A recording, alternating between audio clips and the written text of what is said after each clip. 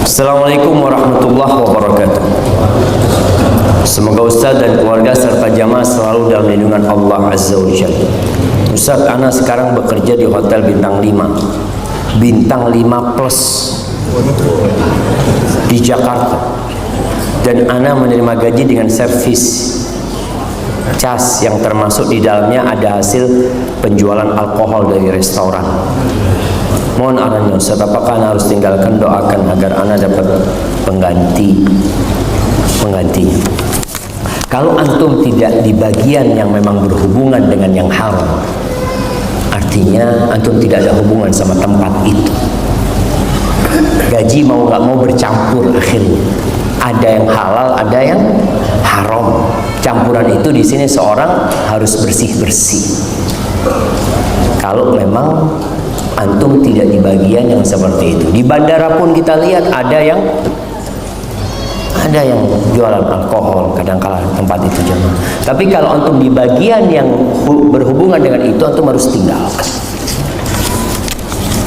Barakallahu fikum. Assalamualaikum Ustaz.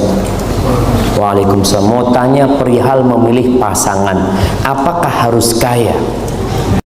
Meyakinkan keluarganya bahwa rezeki itu sudah ditakar oleh Allah. Berarti dia yang melamar miskin. Ya. Nah, dia jomblo melamar miskin, tapi keluarganya kaya, nggak terima. Dia cari yang kaya. Kita udah dari awal kita sebutkan. Firman Allah Subhanahu wa taala, "Zuyyina lin-nasi hubbus syahwat." Manusia itu udah ditanamkan cinta syahwat kepada kekayaan, itu sudah ditanam. Oleh karena itu Nabi alaihissalam ketika berbincang memilih pasangan hidup, beliau mengatakan wanita dinikahin karena 4 hal. Yang pertama,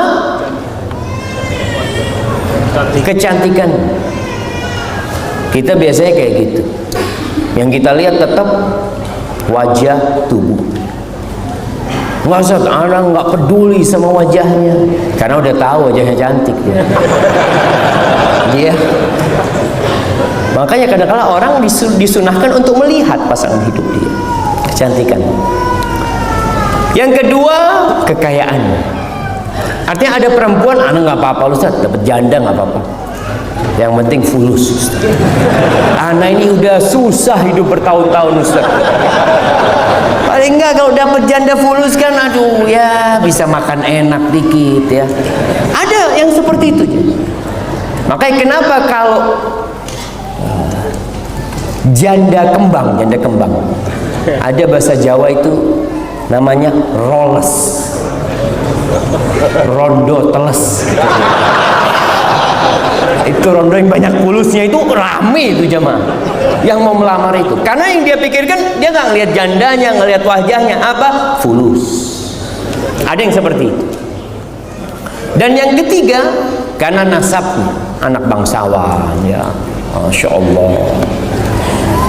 Itu di beberapa tempat masih seperti itu. Yang keempat, karena agamanya. Nabi alaihissalam menyebutkan agama di terakhir, di dunia. Karena banyak agama memang dikesampingkan sama orang. Fadfar bidzatid din taribat yadak. Kalau engkau ingin beruntung, ingin berbahagia hidup di dunia dan di akhirat, cari yang agamanya baik. Urusan kekayaan aman. Kalau hatinya istri itu baik, mau kaya mau miskin dia nerima. Kalau dia wanita soleha. Kalau bicara kecantikan, mau secantik apapun istri kita, lama-kelamaan biasa-biasa aja. Betul. Antum mau istri kata dulu, oh ini paling cantik sekampung. Antum lihat di rumah nyuguhin makanan, biasa-biasa aja. Cantik kayak gitu. Tapi ngelihat bininya tetangga, Masya Allah. Masya Allah. Ada syaitan. Maka kalau bicara kecantikan jemaah, orang itu melihat sesuatu yang belum dia miliki, tidak dalam wujud aslinya. Ketika sudah dimiliki, biasa-biasa aja. Ini penjelasan para ulama tentang banyak hal. Mau mobil, mau motor, mau rumah. Antum ketika mau beli rumah baru, ngelihat rumahnya, ya Allah bagus banget ya, masuk keluar sana berangan-angan untuk beli. Ketika sudah dibeli sama antum, ditempatin biasa-biasa, nggak ada lagi yang spesial dari sana. Sedangkan kalau bicara kecantikan, tambah tahun istri kita itu tambah cantik atau tambah tua? Astagfirullah ya. Sabar kita dapat istri kayak gini, padahal dulu kepingin itu. Makanya cari yang agamanya baik, selesai urusan. Adapun bagi laki-laki, perempuan kalau mau cari laki-laki, Rasul SAW yang pertama, kalau antum mau nikah, antum harus punya kemampuan. Kalau nggak mampu jangan nikah. Ngapain? Puasa. Allah katakan wal yasta'fifil ladzina la yajiduna nikahan hatta yughniyahumullah min fadli. Hendaklah orang-orang yang tidak punya kemampuan jaga diri. Nggak mampu dia menikah karena nggak punya harta. Jaga diri sampai Allah kasih karunia-Nya. Dengan cara apa? Dengan cara puasa, dengan cara ya menjaga hati sampai dikasih rezeki menikah. Dua kriteria yang disebutkan Nabi SAW di calon pengantin laki-laki. Yang pertama, agamanya baik, akhlaknya mulia. Kalau bicara agama baik, ada standar. Standar agama baik itu melaksanakan kewajiban, meninggalkan yang haram. Itu sudah, dia alhamdulillah dia belum sholat sunnah Ustaz, cuma sholat 5 waktu, alhamdulillah. Berarti standar sudah. Dia Ustaz hafalan Qurannya nggak ada Ustaz. Bisa baca Quran, alhamdulillah. Yang standar, akhlaknya mulia, insya Allah itu sudah cukup. Bahkan Nabi SAW mewanti-wanti jangan sampai ditolak. Kalau ada yang melamar, agamanya baik dan akhlaknya mulia. Kalau ditolak orang seperti ini, takun fitnatun fil ardi wa fasadun arid. Akan terjadi kerusakan di muka bumi. Akan terjadi kekacauan yang dahsyat sekali.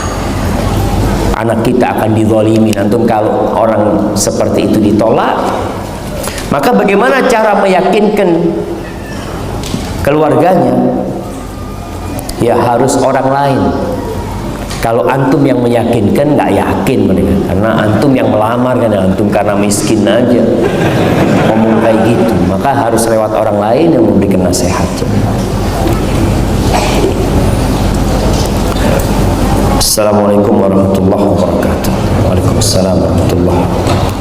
Pertanyaannya, saya belum lama menikah dan menyuruh istri saya resign, tetapi istri ingin tetap berbakti, membantu, memberikan bantuan finansial ke orang tuanya. Qadarullah, istri terkena penyakit yang harus mengeluarkan biaya cukup besar.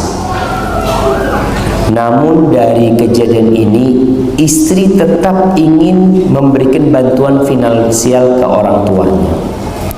Mohon nasihatnya Ustaz. Apakah anak tetap memberikan izin untuk tetap memperbolehkan istri memberikan bantuan ke orang tuanya atau tidak? Sedangkan dari kejadian ini, anak khawatir terhadap finansial keluarga.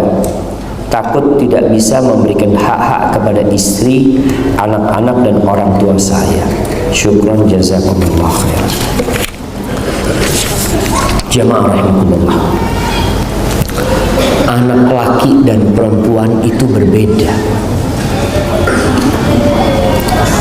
Antum yang belum menikah, ketika punya anak perempuan nanti, atau sekarang yang sudah punya anak perempuan, mendidik anak perempuan ini istimewa.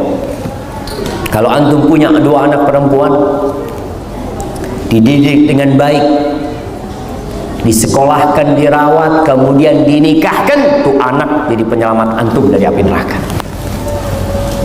Karena setelah antum menikahkan perempuan itu, antum nggak dapat apa-apa lagi. Seakan-akan hasil kerja antum membesarkan anak itu habis. Beda sama anak laki. Anak laki tetap harus memberikan nafkah kepada orang tuanya. Anak perempuannya enggak, engkau harus nurut sama suamimu, hidup sama suamimu, udah cukup. Engkau bahagia, orang tua bahagia. Tapi orang tua banyak yang nggak paham itu. Banyak orang tua menyekolahkan anaknya dengan harapan anak perempuannya nanti membalas budi orang tuanya, ngasih ke orang tuanya. Seperti anak laki, enggak sama. Karena proses pernikahan itu ada peralihan tanggung jawab. Bagaimana ketika seorang ayah mengatakan kepada putrinya, kepada menantunya, zawwajtuka wa ankahtuka makhtubataka binti, kunikahkan kau dengan putriku dengan mahar sekian. Selesai. Suaminya mengatakan qabiltu, selesai, diterima sama dia. Surga dan neraka seorang istri jadi suaminya. Engkau tanggung jawab di hadapan Allah. Terus bagaimana aku ingin berbakti kepada orang tua? Tetap, kalau bisa berbakti, tetap dia berbakti sama orang tuanya.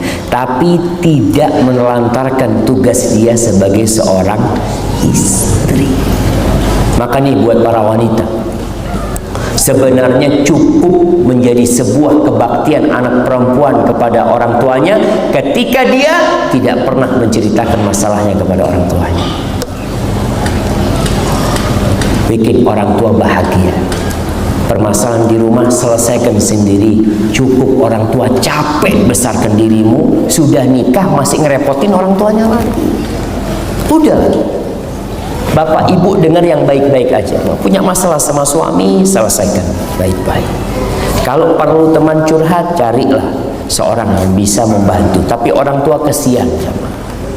Kalau dengar anaknya ribut sama orang tuanya, anak perempuan, ya Allah, orang tua sedih sekali. Maka tugas seorang suami adalah mendudukkan istrinya, diajarin istrinya tentang bagaimana menjadi seorang istri yang baik. Kebanyakan istri ini nggak ada kuliah peristrian, nggak ada. Dia S1, S2 nggak ada belajar bagaimana cara jadi istri. Yang ada belajar bagaimana cari duit. Bukan jadi istri, bukan jadi ibu buat anak-anak. Sehingga banyak rumah tangga yang menghasilkan anak-anak yang tidak terdidik. Karena memang menikahnya bukan dengan seorang yang dipersiapkan untuk menciptakan generasi masa depan. Maka jangan dianggap remeh ibu rumah tangga. Anak usul, pekerjaan ibu rumah tangga ditiadakan, diganti. Ganti apa jemaah? Pencetak generasi masa depan.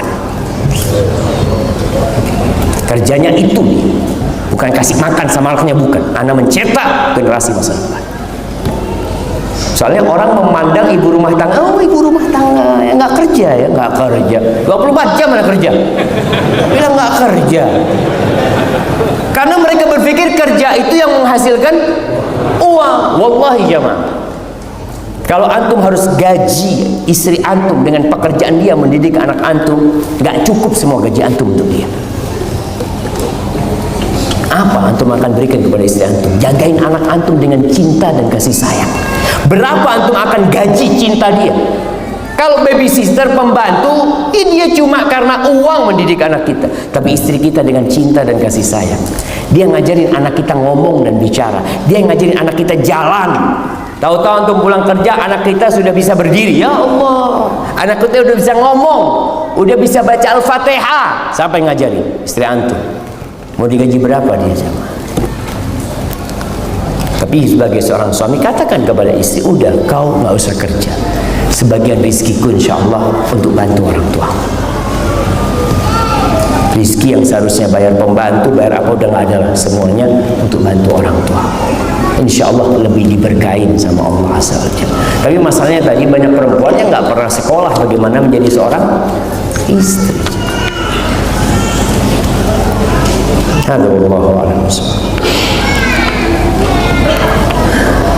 Ustaz, semoga Allah merahmati Ustaz dan jamaah sekalian. Ustaz, mohon doanya untuk saya hijrah dari keburukan, dan ana mohon nasihat sebagai pelajar yang takut kepada Allah Azza wa Jalla.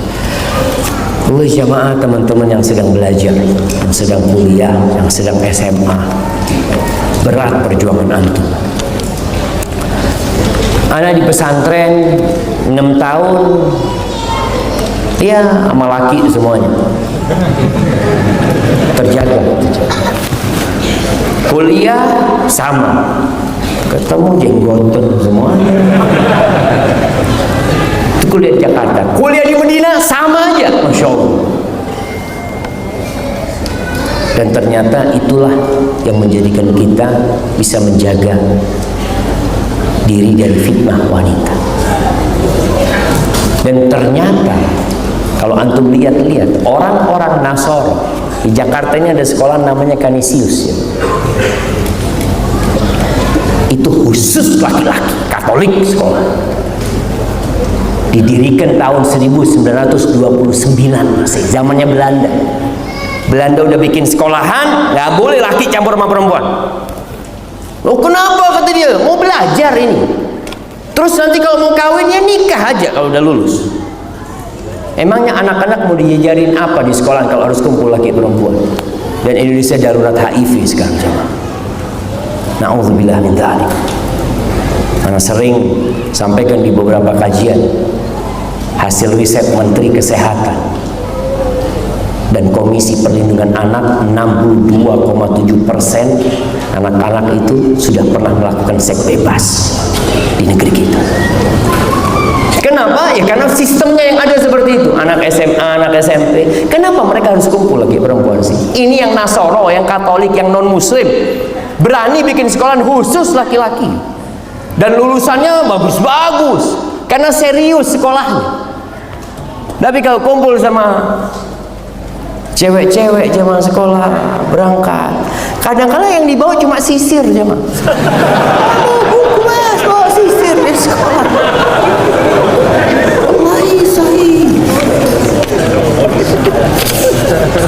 Maka memang harus sabar. Tapi ke depan insya Allah. Di Malaysia ada teman Malaysia cerita, Ustaz, di tempat kita ada sekolah yang dibangun Inggris, Ustaz. Inggris yang bangun tempat kita tahun 1904 apakah dia katakan, khusus laki-laki. Inggris bikin itu, jemaah. Subhanallah. Karena mereka tahu sekolah harus serius, harus belajar. Perempuan ini goda, laki juga goda. Coba ketika perempuan sekolahnya semua perempuan, serius nggak dia belajar? Serius, mau ngapain? Nggak ada yang mau digodain. Laki-laki seperti itu. Tapi yang ya mudah-mudahan ke depan lah. Karena tujuannya kita membangun negeri kita untuk menjadikannya lebih baik. Bagaimana caranya? Ya ada studi banding. Islam dari dulu udah ngajarin gitu. Itu yang dipelajari bagaimana Islam membangun sebuah peradaban. Barakallahu fikum.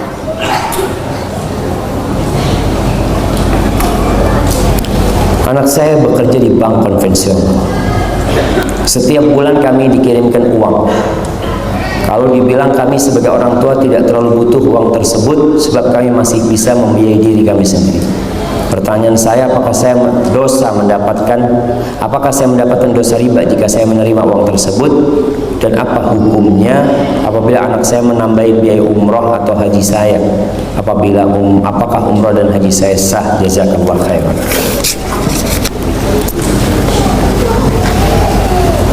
Anak pernah bertemu dengan GM-nya Hotel Hilton di Mekah. Namanya Ibrahim Al-Fatih. Dia cerita, anak sekolah di Amerika kata dia. Pulang kerja di bank konvensional, bank apa namanya nggak tahu. Suatu hari kata dia, anak ngundang keluarga makan bersama, keluarganya ibu. Datanglah saudaranya ibu. Ngobrol-ngobrol, setelah itu tanya, kerja di mana kamu? Wah, anak kerja di bank, gaji sekian. Dia gajinya waktu itu cerita sama anak 11.000 real. Baru masuk dia 11.000 real. Kira-kira ya 40 jutaan lah gaji dia. Setelah dengar itu pamannya ini pas waktu makan dia nggak mau makan. Ayo anak, aduh nggak, anak Udah kenyang kata dia. Paman ini masalah kata dia. Panggil ibunya. Ibu, nih paman gak mau makan kata dia. Datang ibunya, ini adiknya. Kenapa gak makan? Ayo makan kata dia. Enggak ini, kenapa gak makan kata dia. Gak seperti biasanya. Enggak. Soalnya anakmu kerja di bank konvensional kata dia. Riba, jelaskan. Apa kata ibu? Nak, besok resign. Kata nanya. Resign ibu. Kata dia, ya anak sama ibu. Iya ibu, selesai. Besok resign. Anak resign mikir mau kerja apa? Kata dia, 11.000 real. Lalu dia cerita, anak keluar, anak daftar jadi resepsionis di Hotel Hilton dengan gaji 3.000 apa 4.000 real, sepertiganya gaji dia. Dia cerita, subhanallah katanya, itu gaji 11.000 tiap bulan habis. Tiap bulan habis. Yang anak sakit, yang mobil rusak, ini semuanya habis tuh fulus. Subhanallah, anak punya gaji 3.000 4.000 real bisa nabung dan akhirnya menjadi GM-nya Hilton dia. Subhanallah. Jadi buat orang tua yang punya anak kerja di bank konvensional, suruh berhenti. Suruh berhenti. Duduk, panggil anak, dudukkan anak. Jangan bicara hukum bank dulu. Tumbuhkan di hati anak pengetahuan atau ingatan kenapa kita hidup di muka bumi. Ceritakan kepada dia, nak, engkau 9 bulan minum dari darah ibu, nak. Engkau belum bisa kerja, engkau belum bisa usaha, engkau keluar pun rezekimu sudah ada, nak. Sampaikan kepada anak. Setelah itu minta dia untuk keluar, karena Allah mengumumkan perang kepada pelaku riba. Dan alhamdulillah di Indonesia ini perkembangan orang-orang yang mau jadi baik banyak. Umat Islam mayoritas. Dulu nggak ada bank syariah, nggak ada. Sekarang ketika banyak yang sadar, alhamdulillah tuntutan adanya bank syariah muncul. Walaupun bank itu belum 100% syariah, tapi usaha untuk menjadi syariah ada. Maka sampaikan kepada anak agar dia berhenti. Adapun pemberian anak kepada orang tua dari hasil riba, kalau orang tuanya tidak butuh, jangan diambil. Kalau terpaksa dia perlu sama uang itu, nggak ada masalah. Tapi kalau dia nggak butuh sama tuh duit, jangan. Supaya anaknya juga belajar, tahu kenapa orang tuanya tidak mau. Dan insya Allah mudah-mudahan anaknya kembali kepada Allah Azza wa Jalla. Hadza wallahu a'lam. Assalamualaikum Ustaz. Waalaikumsalam. Semoga Allah merahmati Ustaz dan seluruh umat Islam. Saya ada pertanyaan titipan yang saya belum berani menjawabnya karena takut salah. Pertanyaannya, apa perbedaan antara adab dan akhlak? Nah, bagaimana cara seorang istri untuk berbakti kepada orang tuanya sedangkan ia ikut suami tinggal di luar pulau? Pertanyaan pertama, perbedaan antara adab dan akhlak. Akhlak itu sifat, akhlak itu karakter yang tertanam di dalam jiwa, yang membuat orang itu melakukan tindakan tanpa berpikir dan tanpa menunggu. Akhlak itu keberanian, itu akhlak. Dermawan, gak usah mikir. Ada orang perlu dibantu, Masya Allah. Anak pernah berjumpa dengan satu orang di Jeddah, jemaah. Anak kalau lihat nggak ada orang akhlaknya kayak dia, Masya Allah. Ketika anak nulis disertasi tentang peran lembaga dan ormas Islam dalam membendung pemurtadan di Indonesia, kadang-kadang kita perlu pulang ke Indonesia, butuh dana. Setiap anak telepon ke dia, jawaban dia satu, absyir, aman, ada kabar gembira buat engkau. Terus ya Allah ya Karim. Ini orang Masya Allah. Itu akhlak, nggak dibuat-buat. Sifat yang tertanam di dalam jiwa, yang mendorong orangnya untuk melakukan tindakan tanpa berpikir, itu akhlak. Tapi kalau adab, itu cara dalam menyikapi sesuatu. Ada adab makan, bukan akhlak makan. Adab makan, tata cara makan yang sesuai dengan. Ada adab tidur, Ada adab bertamu, itu adab babnya. Tapi kalau akhlak adalah sifat. Namun sebagian ulama menjadikan adab itu akhlak yang mulia. Karena akhlak ini ada akhlak buruk, ada akhlak mulia. Jadi umum kalau akhlak itu. Kalau akhlak yang baik dimasukkan sebagian ke dalam adab. Hadza wallahu a'lam. Orang kaya gemar sedekah. Bagaimana ibadahnya orang miskin? Sedekah juga. Subhanallah, kalau bicara bab sedekah ini jemaah, Islam itu melampaui batasan-batasan semua agama dalam bab sedekah. Orang berpikir sedekah fulus. Islam mengajarkan satu kali tasbih itu sedekah. Menolong orang lain, mengangkat barangnya sedekah. Amar ma'ruf nahi mungkar sedekah. Mendatangi istri, menggaulinya sedekah. Insyaallah. Ini sedekahnya orang miskin. Kata Rasul SAW, wa fi bud'i ahadikum sedekah. Kalian mendatangi istri kalian dapat pahala sedekah. Jadi Masya Allah, para sahabat sampai bingung. Ya Rasulullah, ayati ahaduna syahwatahu wa yakunu lahu fiha ajrun. Rasul, ini orang mendatangi syahwatnya, nafsunya, dapat pahala. Kata bingung para sahabat. Ara'aita law wada'ahu fi haramin akana alaihi wizr. Menurut kamu gimana kalau syahwatnya itu ditaruh di yang haram, dosa nggak dia? Ya dosa lah. Kalau ditaruh yang di halal, maka istri nggak boleh nolak sedekahnya. Nah, hadisnya kan kayak gitu ya. Ini bab sedekah. Jadi semua amal kebaikan. Jadi orang-orang yang miskin banyak amal soleh, berzikir, itu ada nilai sedekah sebenarnya. Tapi gimana Ustaz? Anak kepingin umroh, anak kepingin juga bangun masjid. Niat. Ketika kau niat, kalau Allah berikan kepada aku seperti apa yang diberikan kepada fulan, aku akan lakukan seperti yang dilakukan fulan. Dia berbuat baik dengan hartanya. Apa kata Nabi SAW? Fahuma fil ajri sawa. Dua orang ini pahalanya sama,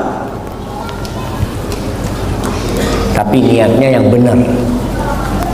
Makanya kalau antum melihat ada masjid mau dibangun, ya Allah, kalau aku punya uang 1 miliar 500 juta aku sumbang.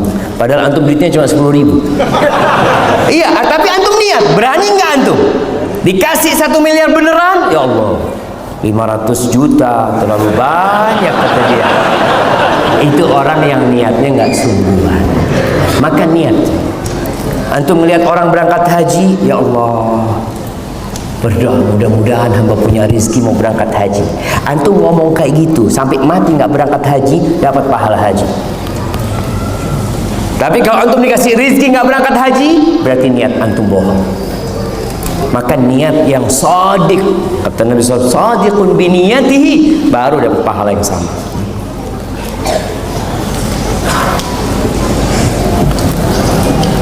Assalamualaikum Ustaz.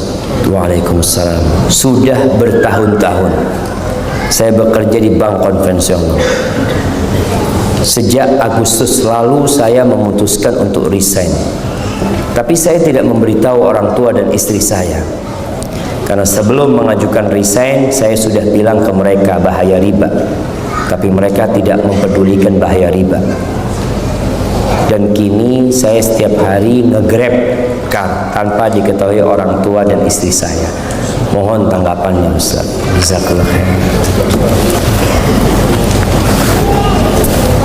Jemaah rahimakumullah, Allah mengatakan, walladzina jahadu fina lanahdiyannahum subula wa innallaha lama'al muhsinin. Dan orang-orang yang bersungguh-sungguh berjuang mencari keridhaan kami di jalan kami, pasti kami, kata Allah, kami tunjukin jalan-jalan kami. Allah itu bersama orang-orang yang suka berbuat baik. Ini orang Masya Allah, dia berani mengambil resiko itu. Tapi satu sisi dia tidak ingin menyakitin orang tuanya, menyakitin istrinya. Antum perlahan-lahan tetap berdakwah kepada orang tua, tunjukkan akhlak yang mulia. Dan kalau antum hijrah, antum akan diuji dan dicoba sama Allah. Ingat kisah Ashabul Ukhdud, bagaimana kisah Ghulam ketika dia berhasil melempar itu binatang dan kemudian menyingkir binatang tersebut sehingga orang bisa jalan. Kata pendetanya, ya Ghulam, engkau akan diuji, engkau akan diuji, dan persiapkan menghadapi ujian itu. Apa yang perlu dipersiapkan? Perbanyak baca hasbiyallah wa ni'mal wakil. Cukup Allah buat aku, Allah sebaik-baiknya penolong. Itu ucapan yang diucapkan oleh Nabi Ibrahim alaihissalam ketika Nabi Ibrahim dilemparkan dari alat pelontar menuju kepada api, karena kaumnya membuat api yang begitu besar sehingga mereka pun tidak bisa mendekati api tersebut. Akhirnya mereka bikin alat pelontar. Ketika dalam pelontaran itu Nabi Ibrahim, Nabi Ibrahim ditelanjangin sama kaum. Antum lihat ujian Nabi Ibrahim begitu dahsyatnya. Ditelanjangin sama kaumnya, dilemparkan ke api. Datang malaikat Jibril menawarkan pertolongan. Alaka ilayya hajah, Ibrahim, kau perlu bantuanku?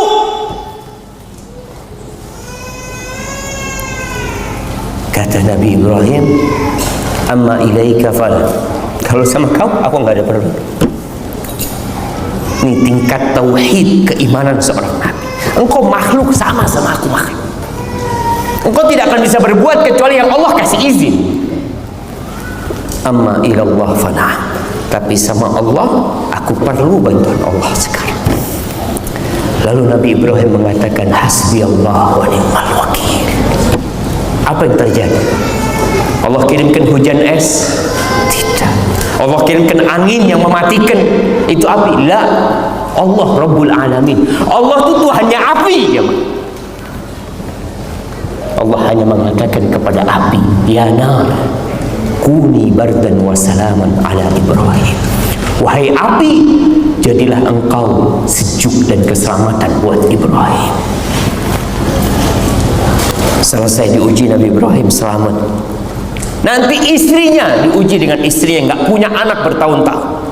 Nabi istri nggak punya anak bertahun-tahun. Sampai seperti itu. Punya anak nggak boleh melihat anaknya. Nabi Ibrahim punya anak, anaknya suruh taruh di Mekah. Bertahun-tahun, puluhan tahun baru melihat Ismail dalam gendongan Yesus, bawa ke Mekah, tinggal di sana. Nggak ada siapa-siapa di sana, jemaah. Lihat ketika orang bergantung sama Allah. Itu istrinya Nabi Ibrahim, Hajar, berkata kepada Nabi Ibrahim, ditaruh di sana, ditinggalin air satu wadah sama kurung. Nabi Ibrahim balik, kata istri, ya Ibrahim, ila man takiluna, kamu titipkan kami kepada siapa di sini? Nabi Ibrahim diam. Dia jalan dengan kendaraan, nggak noleh, nggak tega Nabi Ibrahim. Ditanya lagi sama istri, ya Ibrahim, engkau titipkan kami kepada siapa? Terus Nabi Ibrahim jawab. Yang ketiga kalinya istrinya sadar, kayaknya pertanyaannya ana yang salah. Maka dia rubah pertanyaannya, ya Ibrahim, Allahu amaraka bihadza. Apakah Allah yang memerintahkan kepadamu untuk melakukan ini? Kata Nabi Ibrahim. Kata istrinya, silahkan kau pergi. Allah tidak akan melantarkan kita di tempat ini. Silahkan kau pergi. Tapi butuh perjuangan, jemaah. Antum pikir istrinya Nabi Ibrahim diam duduk-duduk di sana? Ketika air sudah habis, susunya udah kering, kurma juga sudah habis, Ismail menangis, ditinggal sama ibu. Aku akan cari air. Dia percaya sama Allah, tetap ada usaha. Dan kita akan diuji. Jadi buat teman-teman yang hijrah, sabar. Antum ujiannya tidak sebesar ujian tukang sihirnya Fir'aun. Tukang sihirnya Fir'aun itu pagi hari masih musyrik, sore hari sudah beriman dan disalib di pohon-pohon kurma. Dibantai sama Fir'aun. Ribuan jumlah mereka. Jadi kalau antum cuma kehilangan pekerjaan, kehilangan mobil, kadangkala ada yang harus kehilangan orang tuanya, kehilangan istrinya. Perjuangan para sahabat yang hijrah itu jamaah, diusir sama orang tuanya. Nabi Ibrahim itu kehilangan bapaknya. Dia cinta sama bapak, tapi kata bapaknya, ya Ibrahim, la illam tantahi la arjumannak. Ibrahim, kalau kau nggak berhenti ngasih nasihat aku akan lemparin engkau dengan batu. Wah, jurni mania, sana kau pergi, tinggalkan aku sendiri. Subhanallah, di mana anak diusir sama orang tuanya. Tapi Nabi Ibrahim tetap berusaha baik sama orang tuanya. Maka buat teman-teman yang hijrah, hendaklah bersabar.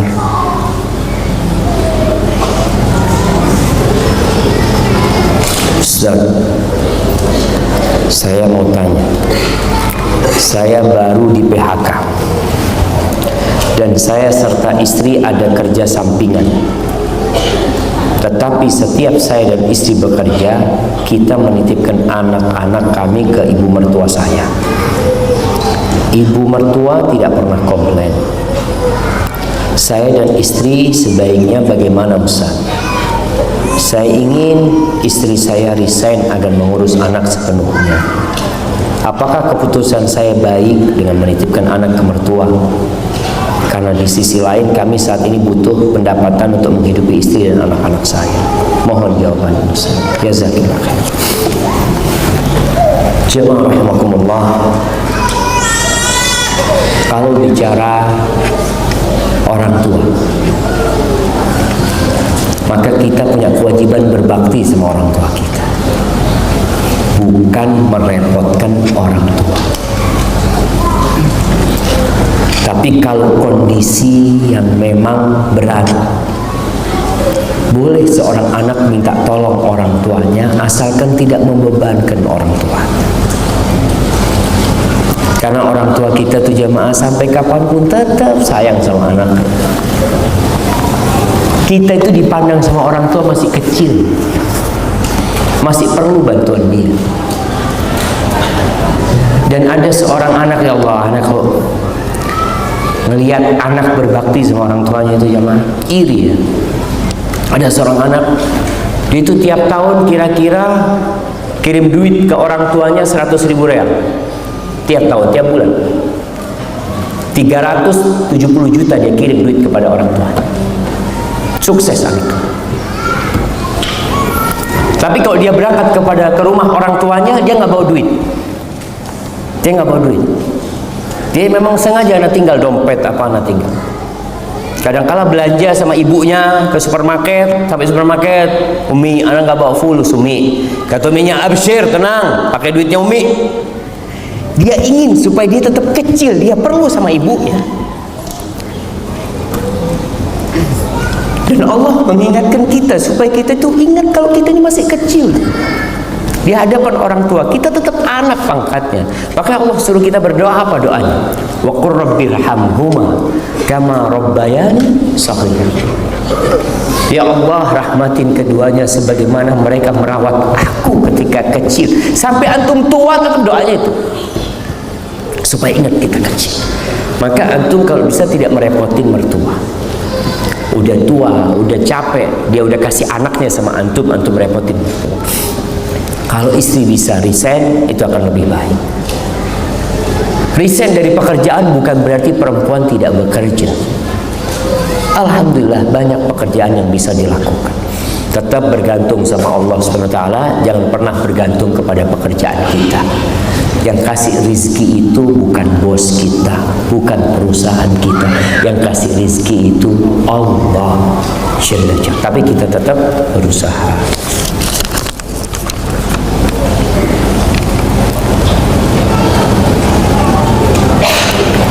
Bolehkah bersedekah lalu berdoa untuk diluaskan rizki dan untuk dilunasi semua utang? Mengapa ketika melakukan hijrah semua masalah bertubi-tubi datang? Nah, itu tanda cinta Allah. Idza ahabballahu 'abdan ibtala. Kalau Allah cinta sama hamba, Allah kasih balak tuh hamba, kasih ujian sama Allah. Idza ahabballahu 'abdan yusib minhu, kasih musibah. Kenapa? Orang ini kalau sehat terus, lancar terus hidupnya, bisa lupa sama Allah. Allah katakan innal insana la yatgha. Kapan manusia itu benar-benar melampaui batasnya? Kapan itu terjadi? Ar-ra'ahu istaghna, ketika dia merasa cukup, nggak perlu sama Allah SWT. Dia mau makan untuk 7 keturunan cukup. Setiap dia mau beli dia ada uang. Tapi orang kalau nggak punya duit dia jadi ingat, ya Allah. Mau beli obat antum nggak punya duit, antum ingat sama siapa? Allah Azza wa Jalla. Tapi ketika semuanya punya, akhirnya membuat orang melampaui batas. Maka kita harus ingat, ketika antum dikasih musibah, husnudzon sama Allah SWT. Allah sedang bersih-bersih antum, agar antum terus ingat sama Allah. Orang kalau sakit, masya Allah, orang tuh masya Allah sehat ya, olahraga ini itu macam-macam, dengar adzan nggak ke masjid. Sakit, dengar azan, ya Allah, kok kepingin ke masjid ya? Ente sehat nggak ke masjid? Ya ini, ya harus kayak gini baru ke masjid kita jangan. Maka sabar lagi, menyampaikan kata Nabi SAW, ma u'tiya ahadun ata'an awsa' minas sabr. Tidak ada hamba yang dikasih karunia sama Allah yang lebih luas dari kesabaran. Karena menghadapi kehidupan ini modalnya sabar. Kalau antum dikasih sabar sama Allah, selesai saja, cukup untuk menghadapi segala-galanya. Berkaitan dengan bersedekah lalu berdoa untuk dilunasi utang. Haibati fillah, kita beramal untuk mengharapkan keridhaan Allah Azza wa Jalla, untuk mengharapkan perjumpaan dengan Allah hari akhir, bukan mengharapkan dunia.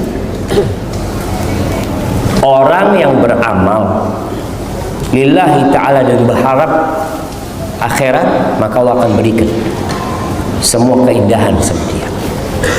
Kalau orang bersedekah, dia lillahi ta'ala, tidak riya, tapi dia berharap balasan dunia, maka dikasih balasan dunia. Kalau dikasih dunia, akhirat la syai' lahu, nggak ada, karena dia memang tidak berharap sesuatu di akhirat.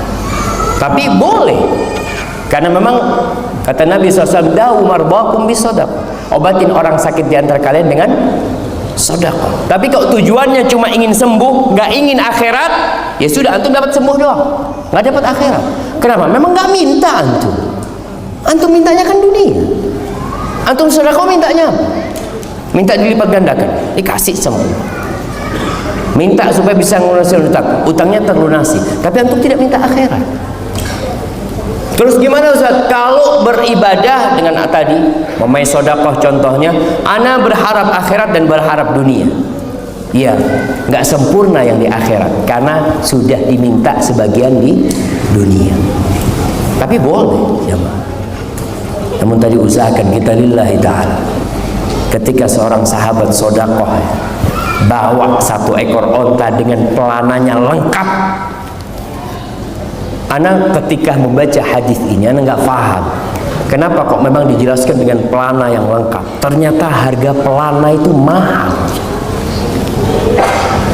Kalau sekarang pelananya kuda, puluhan juta kadang-kala. Allahu Akbar. Ini sahabat datang dengan onta pelananya lengkap, siap untuk berjihad di jalan Allah. Bukan onta kosongan, enggak.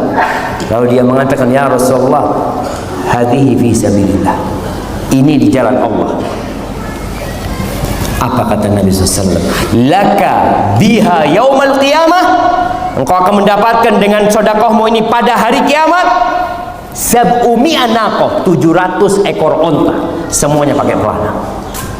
Kapan jamaah? Yaumal qiyamah. Tapi orang mikir apa nggak bisa sebagiannya di dunia gitu, dari dunia. Antum dikasih dunia, di akhirat nggak dapat nanti. Maka niatkan lillahi ta'ala dan minta akhirat. Minta akhirat. Tapi kalau memang disuruh sama Nabi SAW ada pahala dunianya, kita boleh. Tapi nanti akhirat nggak dapat apa-apa. Atau sebagian pahalanya sudah diambil di dunia ini. Baik, ini pertanyaan terakhir jemaah. Ustaz, apakah orang miskin lebih mudah masuk surga daripada orang kaya? Lebih mudah. Kalau ini belum tentu. Tapi kalau orang miskin masuk surga lebih dulu dari orang kaya, artinya dua ini, kaya miskin sama-sama divonis masuk surga. Tapi orang miskin masuk surga lebih dulu dari orang kaya, iya. Tapi kalau dibicarakan lebih mudah, enggak juga. Sama-sama ujian. Ada orang miskin enggak bersabar. Dia selalu mengeluh. Kenapa aku miskin? Kenapa dia kaya? Bisa jadi enggak masuk surga. Orang-orang miskin, kata Nabi SAW, yadkhulu fuqara'ul muhajirin. Orang-orang miskin, fakirnya orang-orang muhajirin itu masuk surga lebih dulu daripada orang-orang kaya 500 tahun. Orang miskin udah di surga, orang kaya masih belum selesai urusan. Antum mau jadi orang kaya, orang miskin? Tetap antum mau jadi orang kaya kan? Itu fitnahnya dunia. Tetap mau jadi orang kaya. Ini masuk surga lebih dulu. Kalau mau jadi orang kaya nggak apa-apa. Tapi masuk surga tanpa hisab, tanpa adab. Jadi antum masuk duluan juga. Tapi kalau masih harus, Masya Allah, mati lampu. Ya, antum kalau mau masuk jadi orang kaya nggak apa-apa. Orang kaya yang masuk surga tanpa hisab, tanpa adab. Ya dia masuk duluan juga karena tanpa hisab, tanpa adab. Jadi lebih baik yang mana jemaah? Kaya bersyukur atau miskin bersabar?